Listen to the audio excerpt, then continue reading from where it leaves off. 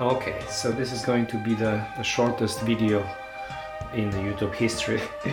um, just few comments on the Sony digital camera ZV-1 or ZV-1. I purchased it last week. It's a great little camera. It's fun to use and very light, portable. I could pocket in my shorts, go for a walk, and I'm going to return it. Unfortunately, I cannot find space for it. I cannot find a reason to keep it. I'm using big DSLR, Nikon D3300. It's a great camera, takes absolutely fantastic pictures. And I have a newer iPhone 13. I couldn't find space in between for this camera because the iPhone 13, 14, Samsung Galaxy S22, 23, whatever the newest format of the Galaxy is. If you have one of those, I don't think you need this camera. Just honestly, it's misleading. When you look at this picture here, it looks like this guy is vlogging. He's walking and vlogging. And I tried that and just failed. The video is so shaky, I just could not just accept it. There is a software, Sony, it's called Catalyst, I think, where you can process and remove the shaking of the camera. I will include a quick clip what I did. I went for a walk with this camera and with my iPhone 13 and basically walked for about 15 seconds with this camera and with my iPhone, and I said, whoa, what a difference. iPhone is slim, small, and it comes with me always everywhere, on vacations or work, home, anywhere. This one would be bulkier and bigger, and so I don't see the point, right? If it was for vlogging. So I said, okay, I'm gonna take it for a photo shoot, and I went to take pictures. This is one of the pictures I took. It's downtown Vancouver, and this camera was struggling. It's not meant to be used for still photography. It came up with some pictures, and yes, I adjusted aperture and shutter speed. Everything was working. It's super slow. Just quick. I don't understand what it is. I set it for 20 seconds exposure, and exposed, and after that some information comes up, says processing ... processing ... and it like, I don't know, 30 seconds processing, and then finally it showed a picture. I have no idea what's going on. It's if the processor is too old, or really, honestly. Another thing, menu. The DSLR has big buttons. Everything is clickable. You can feel it with close your eyes and adjust anything you want.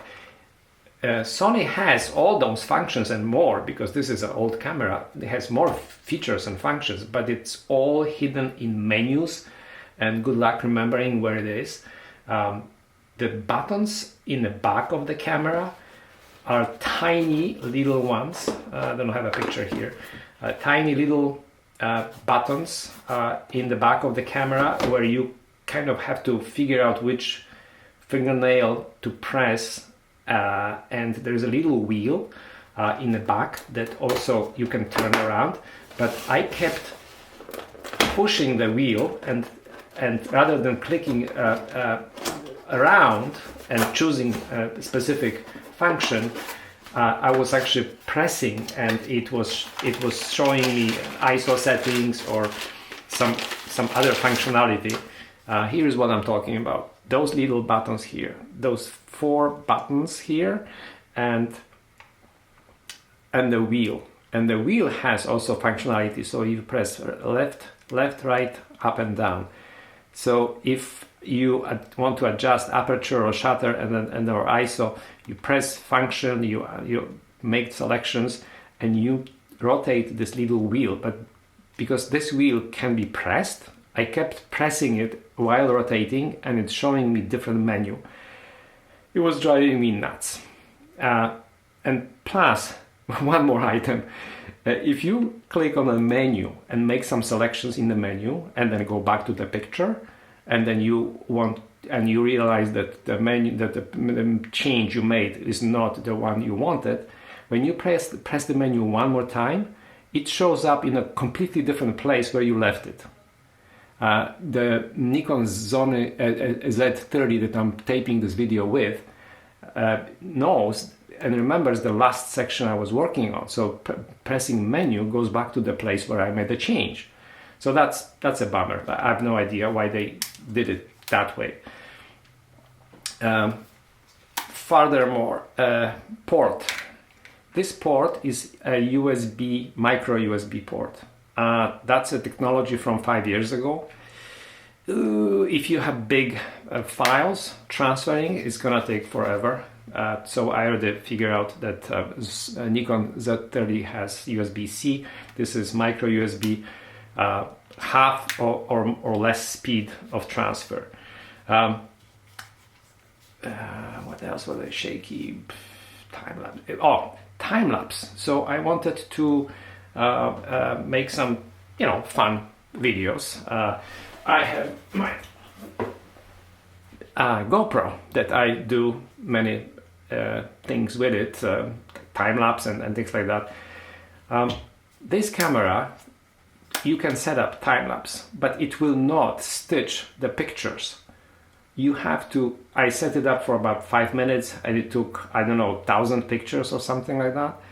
And then you have to export it to your computer, and then process it in your favorite application, maybe something like iMovie or some other one. You have to stitch it, you have to adjust it.